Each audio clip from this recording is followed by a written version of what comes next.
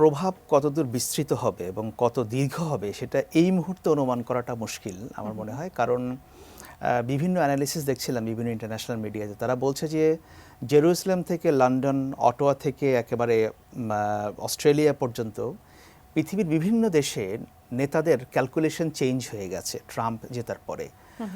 আমাদের এখানে অনেকে নানা ক্যালকুলেশন নানাভাবে করার চেষ্টা করছেন বাংলাদেশের পরিবর্তিত রাজনৈতিক পরিস্থিতিতে।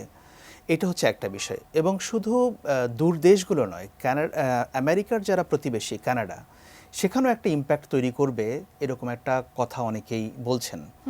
একই ইম্প্যাক্ট তৈরি হতে পারে চায়নার সঙ্গে, সেখানে আবার নতুন করে একটা ট্রেড ওয়ার, একটা বাণিজ্য যুদ্ধ শুরু হবে কিনা আমেরিকার সঙ্গে, ইনভেস্টররা সেদিকে তাকিয়ে আছেন। সুতরাং নানা ধরনের আশঙ্কা আছে এবং কেউ এটাকে বলছেন যে পজিটিভ দিক, যে হ্যাঁ হয়তো ট্রাম্প আসলে ইউক্রেন ওয়ারটা খুব ইমিডিয়েটলি সেখানে একটা পদক্ষেপ তিনি নেবেন এবং প্রেসিডেন্ট জেলেনস্কি, ইউক্রেনের প্রেসিডেন্ট, তিনি হয়তো বাধ্য হবেন যে একটা নেগোসিয়েশনে আসতে রাশিয়ার সঙ্গে, কারণ যেহেতু আমেরিকার দিক থেকে ফান্ডিংটা কমে আসবে, এটা একটা আশার কথা অনেকে বলছেন।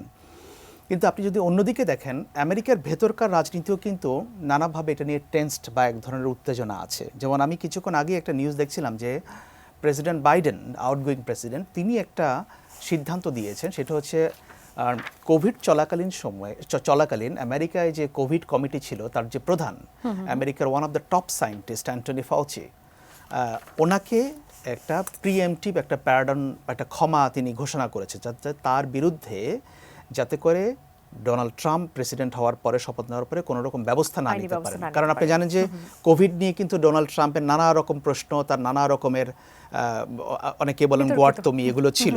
সুতরাং অ্যান্টনি ফাউচিকে যাতে কোনোভাবে ভিক্টিমাইজ করা না হয়, প্রেসিডেন্ট বাইডেন সেটা বলেছেন যে এনারা হচ্ছেন আমাদের জাতীয় অ্যাসেট, ওনাদের কাছে দেশ ঋণী। একনল হ্যান্ড ওয়াশ 100% প্যারাবেন ফ্রি, তাই নিরাপদ হাতের জন্য আস্থা রাখুন একনলে।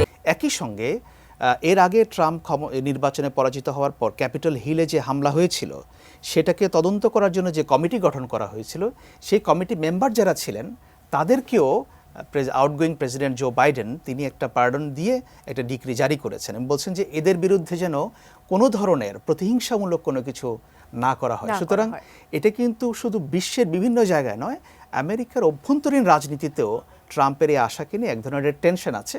But well, time will say যে আসলে এটা। আচ্ছা, অনেকেই তো বলে থাকে যে ট্রাম্প আসলে যুদ্ধবাজ নয়, ট্রাম্প আসলে দীর্ঘমেয়াদে যুদ্ধ চায় না। এই বিষয়টির সত্যতা আসলে কতটুকু, বা আপনার কাছে কি মনে হয়?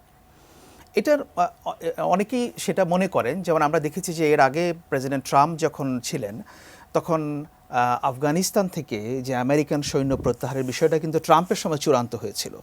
এবং আপনার হয়তো মনে থাকতে পারবে, তখন পাকিস্তানের প্রধানমন্ত্রী ছিলেন ইমরান খান।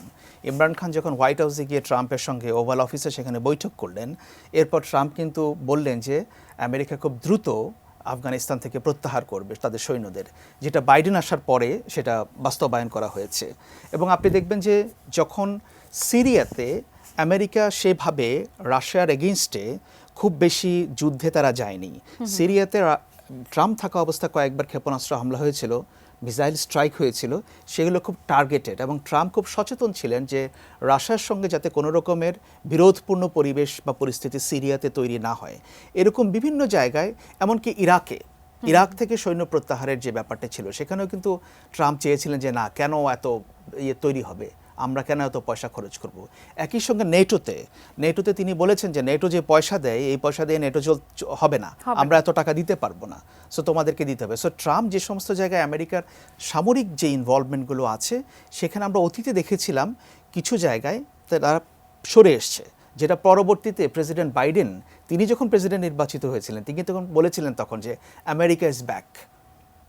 এর অর্থ কি, যে ট্রাম্প যেখান থেকে সরে এসেছিলেন আমরা সেগুলোতে আবার যুক্ত হব, that means America is back. এর মধ্যে অবশ্য জলবায়ু পরিবর্তন আরো নানা বিষয় ছিল, আমি সামরিক বিষয়গুলো